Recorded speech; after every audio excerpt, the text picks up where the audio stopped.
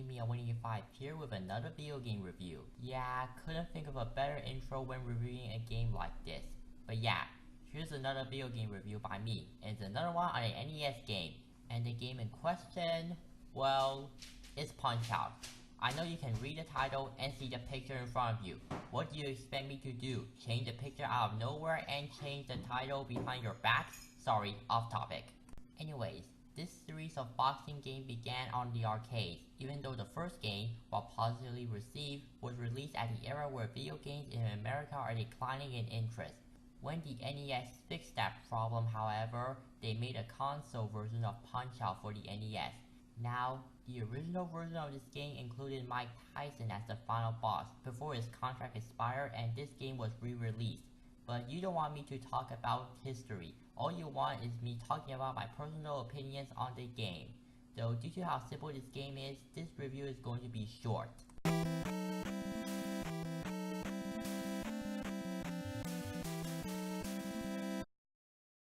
Like I said in my last review, story isn't the most noteworthy thing in an NES game, and this game is no exception. Though since this game doesn't have any scenes I would actually call cutscenes, I'll just leave the footage here unaltered. The story is simple. Lil Mac, a 17-year-old boxer from the Bronx, is being challenged by Mike Tyson, or Mr. Dream if you're playing the re-release version. To do that, he needs to fight his way through 3 boxing circuits consisting of many experienced boxers, with the help of his coach, Doc Lewis. It's a simple plot, but like I said, story isn't noteworthy in an NES game, especially in an NES game revolving around real-life boxing. And while finding experienced boxers is a staple in every game in this series before and since this game, unlike Mega Man 6 however, it doesn't have an obvious plot twist, let alone any plot twist.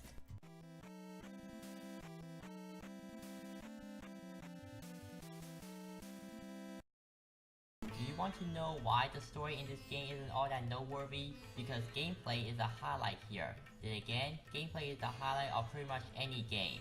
Now, I'm not really into boxing, but I do know the general idea of it. 2 people pit against each other in a ring and punching each other. They wear gloves to give them extra damage and extra protection. When someone is unable to get out in under 10 seconds and or gets KO 3 times, the opponent wins. This game captures the basics of boxing perfectly, with a few of its own touches in it. For one, you can see the health bars of you and your opponent, just like in games like Mega Man. You can also see your stamina meter. Run out of stamina and you're unable to fight for a short amount of time. You can lose stamina if you miss a punch or get hit. You can also perform a star uppercut, which you have the ability to obtain after you hit the opponent without having to stun them.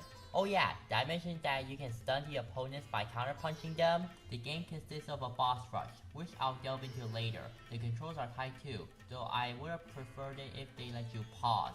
A and B makes you punch, start lets you throw a star uppercut, and the left and right directions on the D-pad controls your dodging movements in the ring. And not going to lie, I didn't really know that the first time playing, so I got my butt handed to me on the first bosses. Yes, I admit it. Hey, not everyone can have a fresh start when playing a video game for the first time. If there's one complaint I do have with the gameplay, it's the difficulty. Don't get me wrong, the difficulty for this game does progress gradually and doesn't really come out of nowhere like a difficulty spike, but it's still way too hard for my taste. Before you call me a noob, I managed to beat the first Castlevania. Granted, it was recently, but still. So to sum this up, the gameplay of this game may be a simple boxing simulator, but that's what I love about it, making gameplay easily the main highlight of this game.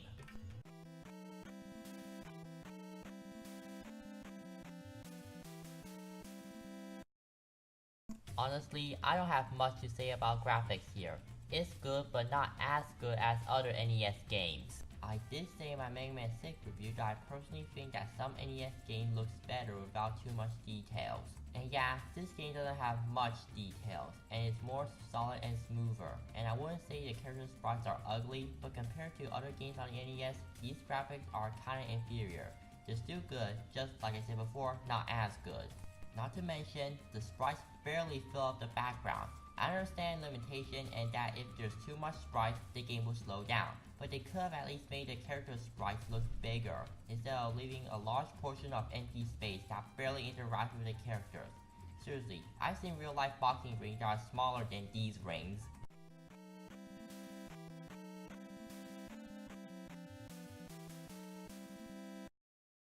Like graphics, there's not much I can say about the music in this game. That's because this game doesn't have much music to begin with. The only music used while fighting the boxers is good, but feels kinda lackluster compared to other songs in other NES games, as well as its many remixes. And I don't just mean fan-made remixes either, which is why I'm using the remixes of this song for the Wii version in this review. As for the rest of the music, they are memorable, but most of them only last for a few seconds. So yeah, nothing else to say here. The music, like the graphics, are good, but nothing special.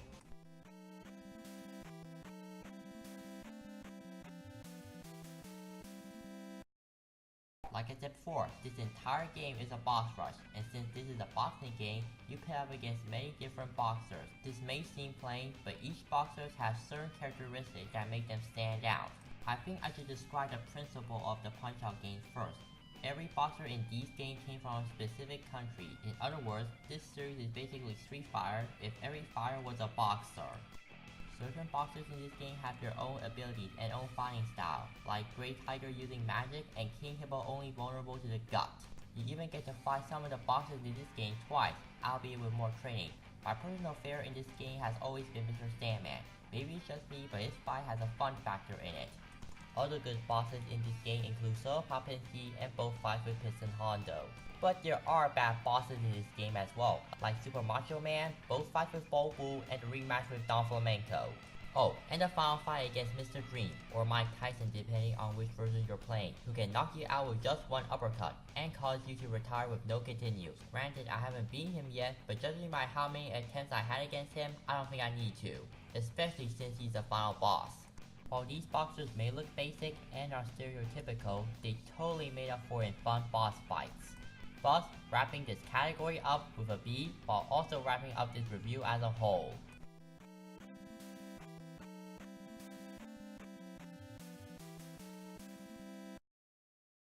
Like I said in the gameplay category, this game may be a boxing simulator, but that's what I love about it. Besides, this game for the most part was very fun, in spite of its difficulty. I can honestly say this is probably my favorite game for the NES. Sure, some other NES classics like Mega Man and Castlevania may have over-the-top action, but it's just the simple and fun nature of this game that really makes this game stand out amongst others for me. This just goes to show that you don't need to be over the top to make a fun game. So my final thoughts for this game is an A-.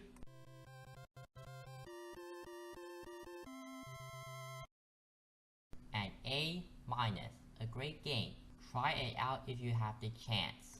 So this is RA185. Thank you. Thank you all for watching. Make sure to like, comment, and subscribe, and I'll see you all next time.